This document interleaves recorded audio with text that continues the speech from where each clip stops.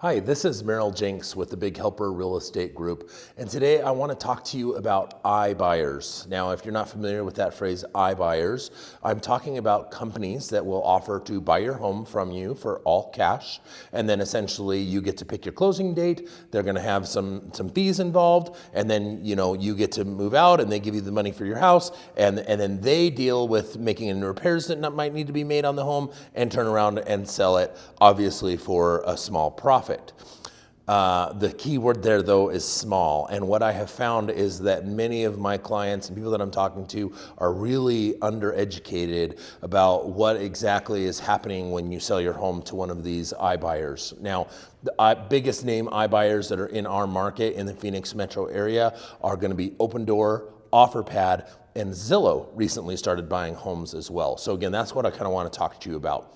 You see, the perception is that they're going to give you close to fair market value for your house, and then they're just going to charge some fees that are going to be fairly close to standard, what you're going to pay when you hire a real estate agent. And then when you sell your house, maybe I think that most people believe that they're going to net maybe $5,000 or $10,000 less than they would have if they sold their home with an agent.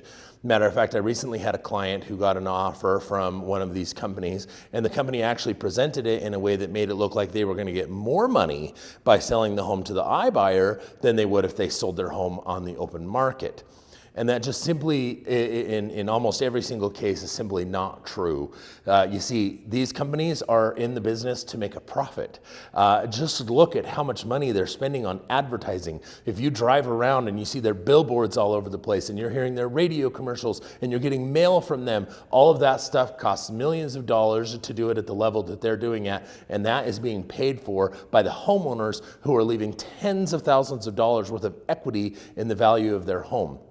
So let me explain to you how it really works. They're coming to you with an offer that is usually below what a realtor could sell, well, especially below what the Big Helper Real Estate Group could sell your home for. So give you an example. Let's say that you have a home. Maybe we could sell it for $300,000. They might come to you with an offer for $290,000. Sounds pretty reasonable, right? Only $10,000 to not have to deal with the hassle of showings and people coming into your house all the time and all of that. But then they're going to charge you fees. Now, they'll initially only provide a list of fees that are probably 7, maybe 8%. And then they say, hey, you're going to hire a realtor and it's going to be 6%. So we're really only charging you a little bit more, kind of a convenience fee.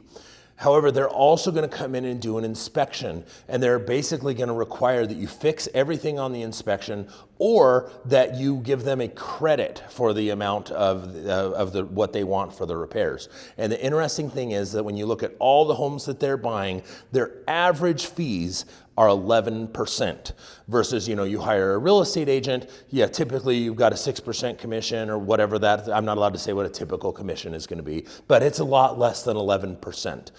So again, they gave you $10,000 less for the home up front, and then they're charging you, let's call it 5% more in fees. So in the example that I gave you, you have a $300,000 house, they gave you $290,000, then they charged you, let's call it 10% just to make the math easy. Essentially, you're netting about $25,000 less on the sale of your home than you could net if you were to list the home with us.